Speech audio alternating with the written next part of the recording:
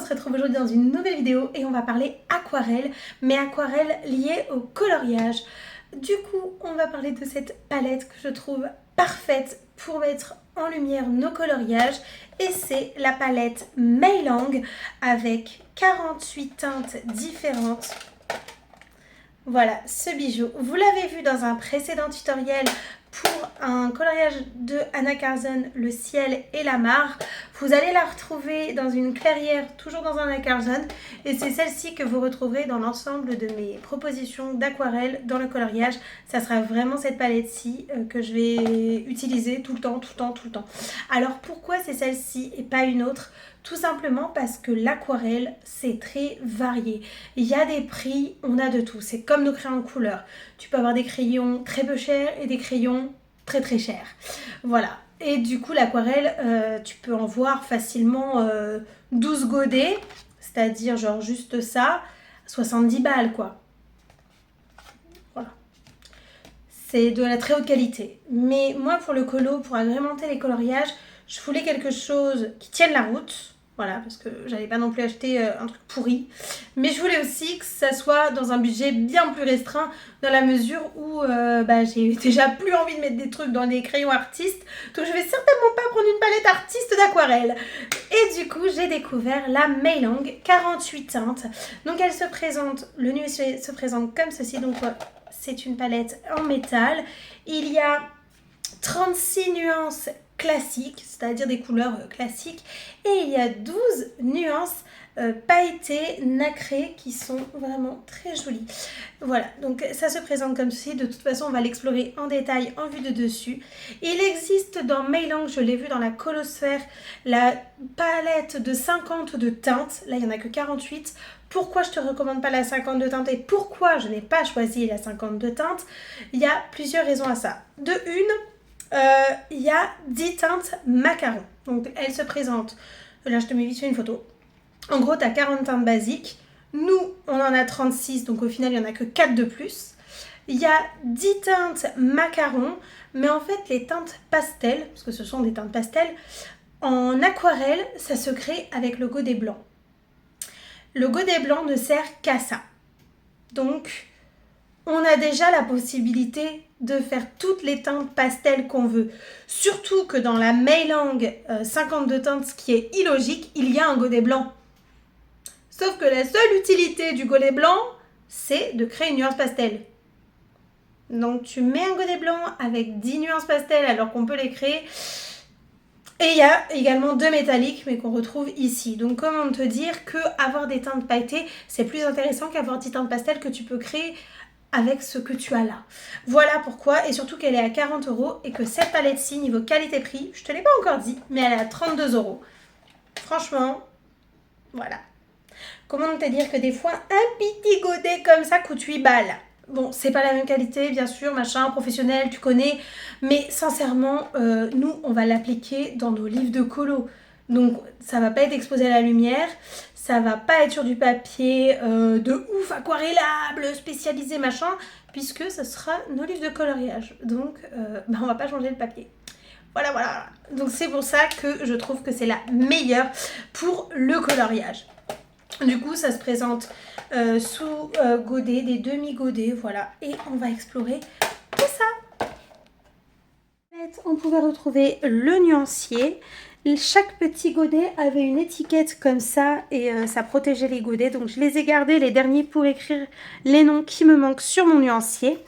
Il y avait également une feuille en plastique, donc je vous la mets ici parce que moi je ne l'ai pas gardée, j'en voyais pas l'intérêt. En fait c'était une feuille en plastique avec les couleurs des godets et il y avait une indication avec des petits carrés comme ça que juste j'ai reproduit sur chaque teinte. Et en fait ça explique si la couleur elle est opaque, si la couleur elle est transparente ou si la couleur elle est semi-opaque. En fait dans l'aquarelle la transparence et la lumière c'est quelque chose de très important, donc c'est juste une indication comme ça. Donc j'allais pas garder une feuille juste pour ça, j'avais juste reproduit les petits carrés. Et il y avait ce truc là où tu as les produits qui existent déjà, donc 24 teintes, 36 teintes, 48 teintes. Donc c'est pas très intéressant, je l'ai gardé juste pour vous le montrer, après je les enlèverai. Et il y avait également un pinceau à réservoir d'eau, mais je l'utilise uniquement pour réveiller ma couleur.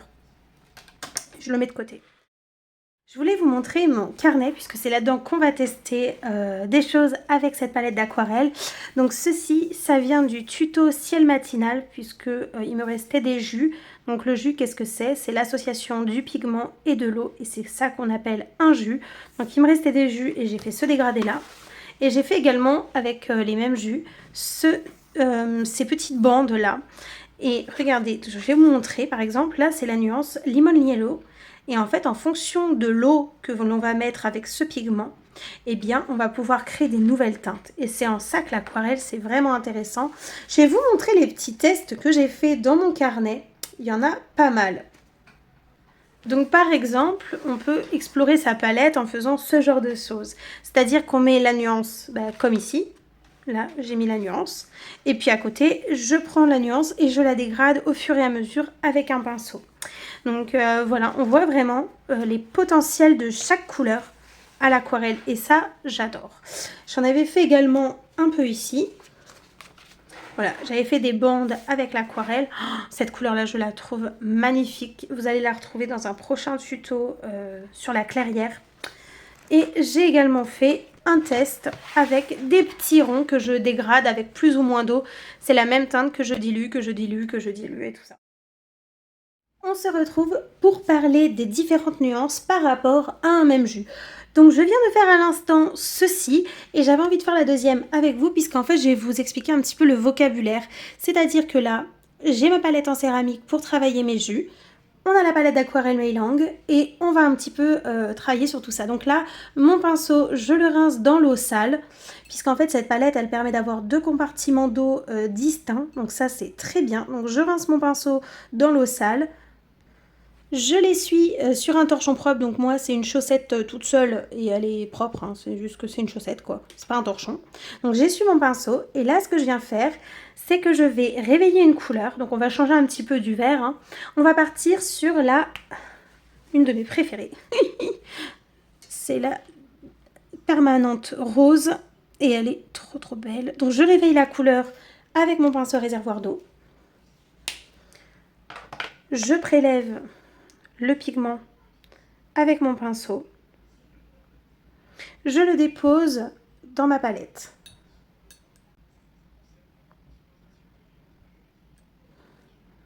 Je prends, je dépose du pigment. Et je vais également faire un rond, parce que là c'est le pigment pur, c'est-à-dire sans dilution. J'ai prélevé le pigment sur le godet et je le dépose sur le papier. Et voilà la couleur que ça donne. J'adore cette couleur, elle est trop belle. Et c'est à peu près la même que celle-ci. À savoir que quand l'aquarelle sèche, elle a un petit sous-ton plus clair. Donc ça c'est normal, c'est que là elle est humide, donc elle est un tout petit peu plus foncée, mais c'est vraiment léger.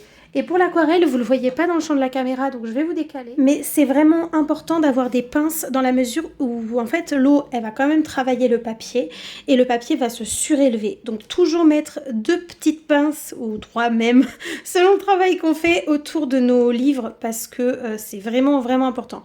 Autant en coloriage, je vois pas l'intérêt, autant quand je travaille l'aquarelle, c'est important. Et là, je vais faire un nuancier à dosage d'eau, c'est-à-dire que là, j'avais prélevé le pigment pur, sans dilution, et je vais diluer dans ce petit compartiment-là ma couleur petit à petit.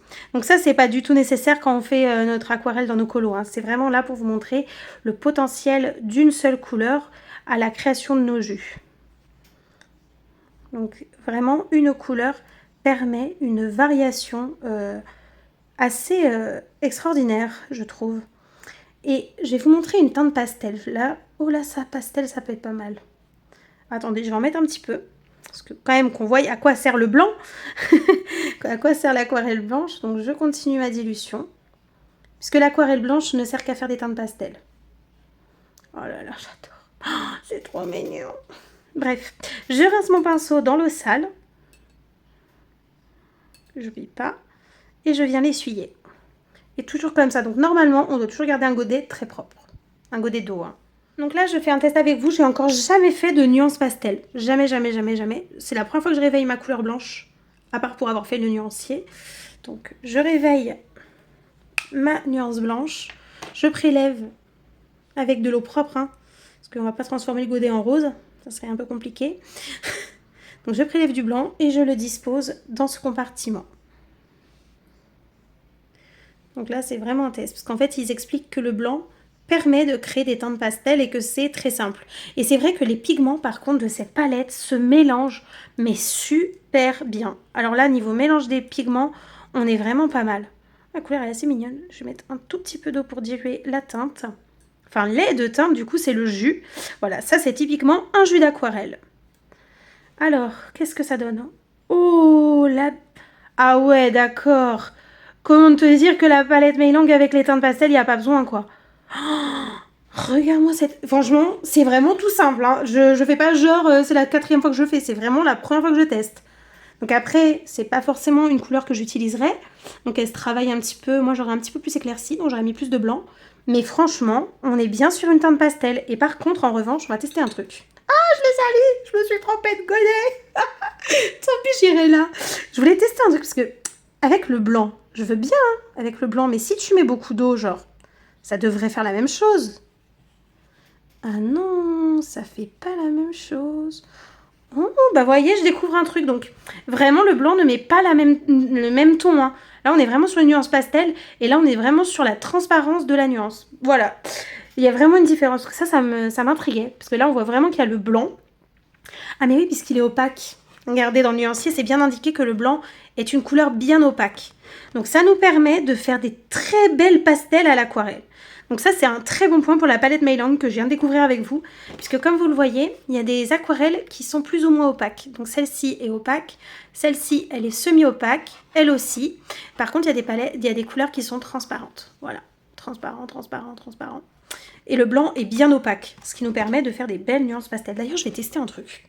On va faire du vert pastel, on va tenter. Donc je prends du blanc. J'ai bien rincé mon pinceau, hein. Toujours, surtout quand tu prends la couleur blanche.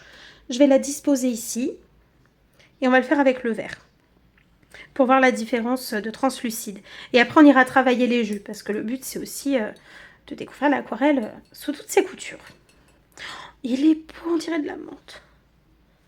Ah ouais, elle est pas mal. Ça fait effet menthe. Ça fait effet menthe. J'aime bien. J'aime beaucoup.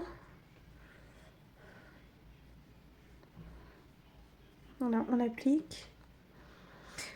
Ça pourrait presque ressembler à un mélange des deux, mais avec du blanc. C'est presque entre ces deux-là, avec du blanc. Ouais, c'est vraiment joli. J'aime beaucoup les teintes, en tout cas les possibilités des teintes pastel, comme vous voyez. Franchement, c'est vraiment très très simple. Donc maintenant qu'on a vu toutes les potentiels d'une couleur, et encore, je pense qu'on n'a même pas vu tout, parce que clairement, on peut faire des trucs de fou. Donc on a bien vu que les teintes se mélangent et se diluent très bien à l'eau et elles sont très variées. Donc là maintenant ce qu'on va voir c'est le mélange entre les teintes pour créer des nouvelles teintes, voilà, faire des variations entre les couleurs. Et moi il y a deux couleurs qui m'intriguent beaucoup, c'est la Turquoise Blue et la Emerald Green, voir un petit peu ce que ça donne. J'ai les pigments dans les deux godets qui m'intéressent et je les dispose dans ma palette en céramique. Donc je viens prélever le Turquoise Blue. Je rince mon pinceau. Voilà. Je l'essuie et je vais prélever également la teinte Emerald Green. Et je vais mélanger les deux pour voir quel pigment on a. Je vais mettre un petit peu d'eau. Donc je rince mon pinceau. Je vais mettre de l'eau pour diluer la couleur et qu'elle soit un peu plus transparente. Donc après les jus c'est vraiment à l'œil, c'est en fonction de ce que vous aimez, de ce que vous avez envie de faire. Ça me fait penser à Ariel. Ariel la petite sirène. C'est une belle teinte. Je vais la garder. Parce que là, le but, c'est pas de trouver la couleur pile pour un colo, puisque je fais pas de colo. Mais quand je fais un coloriage, c'est vrai que les jus peuvent me prendre du temps de choisir les couleurs et de les mixer entre elles. Ben, on va partir du coup sur la Sky Blue et peut-être une violette, bleu et violet. Attendez, on va regarder un truc, parce que si vous ne le savez pas, dans les jus, il y a un outil qui est vraiment pratique. C'est la roue chromatique. Donc ça vient de Initiation à l'aquarelle. D'ailleurs, si tu veux une vidéo complète de ce livre et de la petite palette qui va avec, n'hésite pas à me le dire, c'est pas prévu de toute façon pour le moment. Donc là, je viens d'aller vers cette teinte-là. Et j'aimerais bien... Elle va se marier avec la violette. La violette, ça peut être pas mal.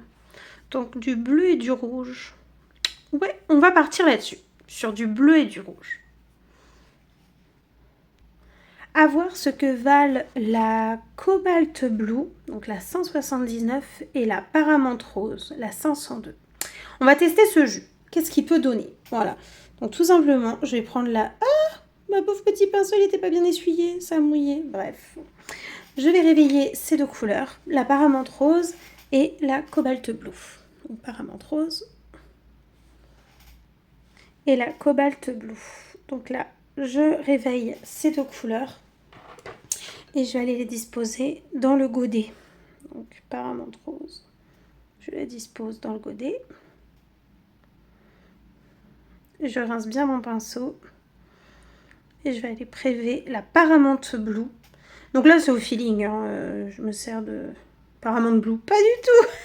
La Cobalt Blue. Je mélange même les noms maintenant. Quoique mes jus, ça fait un beau mélange. Ouh, ça fait un sacré beau violet, cette petite teinte. Je vais l'humidifier. Mais vu que mon eau, je l'ai salie, je suis pas censée la salir, j'ai censée avoir de l'eau propre. Ben, je vais mettre des gouttes d'eau. Voilà. Ça, c'est quand je salis mon eau propre. Alors, on va tester. En tout cas, le violet, on part sur Ariel, là. Donc, plus que le roux et... Oh non, non, j'aime pas. C'est trop clair.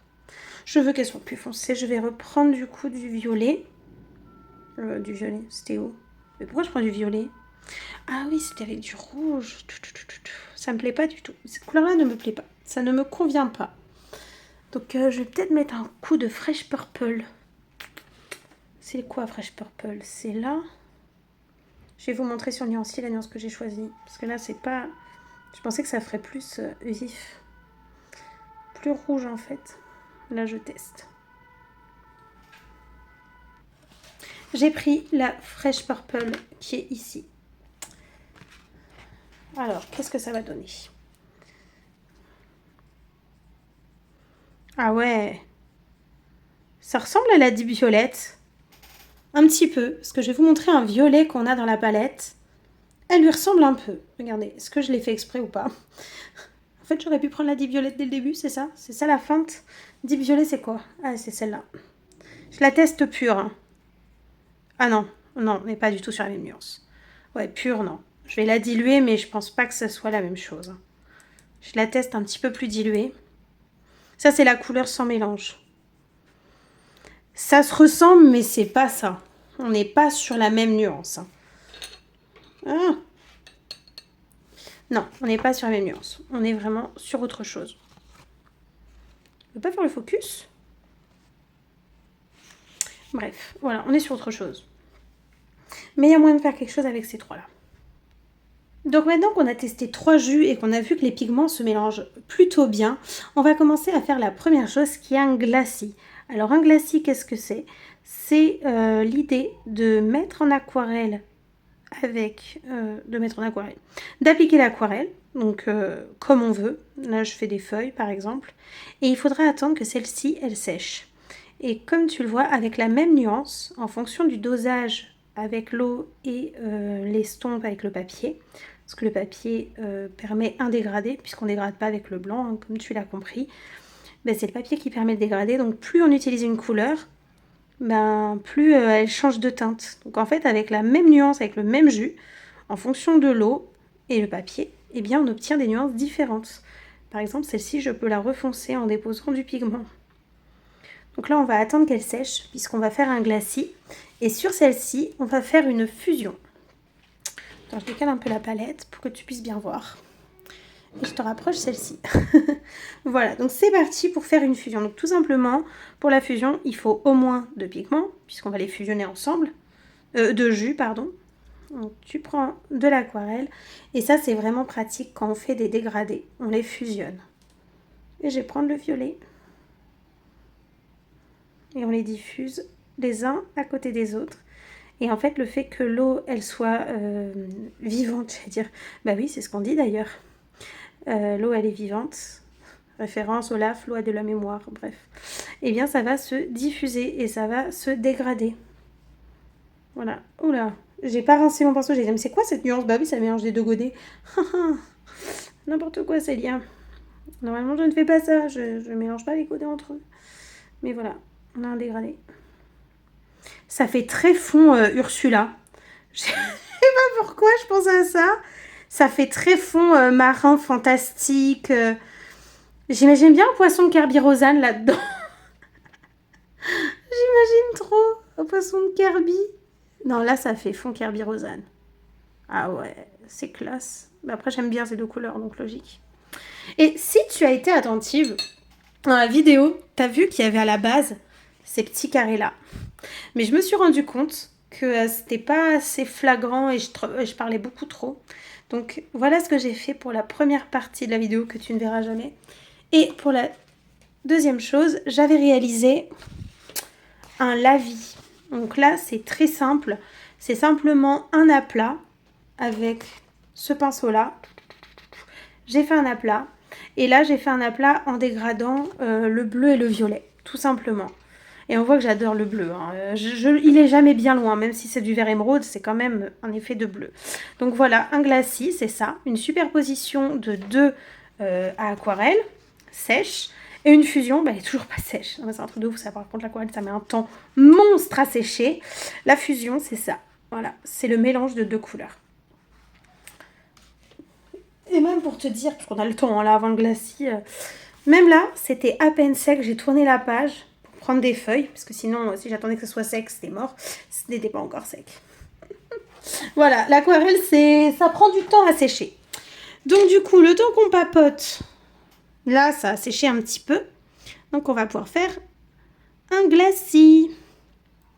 On va faire des petits poissons. Enfin, on va essayer de faire des petits poissons. Par-dessus. Et là, c'est pas comme ici, ça va pas se mélanger, c'est pas du tout le but. Lorsqu'on fait un glacis, on cherche pas à ce que les aquarelles se mélangent, donc il faut vraiment attendre que ce soit sec. Oula, c'est pas un poisson, ça c'est... Ah, ça pourrait être un calamar. Très bizarre, mon calamar. on va pas le juger, hein, le pauvre Buddy, hein, il vient de naître. Voilà. Là, c'est limite... Ah, regardez, c'est pas assez sec, là. On le voit, c'est quasiment pas sec. Donc, du coup, voilà ce que c'est une fusion, voilà ce que c'est un glacis. Et les lavis, en général, ça rien que je vous le remontre, on n'en fait pas dans les colos, puisqu'il faudrait un fond complètement vide. Ou alors, si, on peut en faire un et colorier par-dessus, ou alors en faire un et utiliser le drawing gum, la gomme de masquage, sur des petits éléments, hein, pas sur des trucs de fou. Mais je vais vous montrer, par exemple, le Anna Carlson, là où je fais de l'aquarelle. Donc, je vais te montrer quelques mises en couleur à l'aquarelle. Donc là, c'était pas la palette Mailang, donc c'est pas très intéressant pour notre vidéo. Et il y en a où ça l'était, donc je vais te montrer ça. Paf, paf, paf. Là, c'est un début de forêt. Un tout début, mais j'ai pas continué. Je suis passée à autre chose. Ah bah là, bah, tu le vois en avant-première.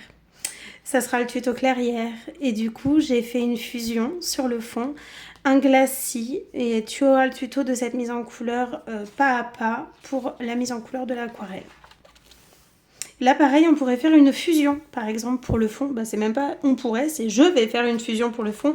Et le lavis, je voulais te montrer le type de colo dans un Anna Carlson qui peut être largement faisable. Elle est ouf. Il y avait une bouteille. Soit je la retrouve maintenant, soit je te coupe la vidéo pour la chercher. Ça, c'est typiquement le genre de colo où tu peux passer du drawing gum. Tu vas pas mettre 1 heure à le passer. Et on peut faire de lavis, un à l'intérieur, un sur l'extérieur du colo. Et pourtant, en drawing gum, il n'y aura pas trop à mettre et pas trop à enlever. Donc voilà, le lavis, c'est vraiment pour ce type d'illustration. Et pas sur papier humide, parce que là, ils disent de toujours humidifier le papier avant. Surtout pas en colo. Là, je ne l'avais pas humidifié avant et c'est totalement faisable de faire un lavis sans humidifier le papier avant. Hein. Pareil pour les fusions, on ne mouille pas le papier avant. Sinon, nos livres de colo, déjà l'aquarelle, voilà. On va pas non plus les maltraiter, les pauvres petits livres. Hein. Ils sont déjà assez maltraités comme ça. Hein.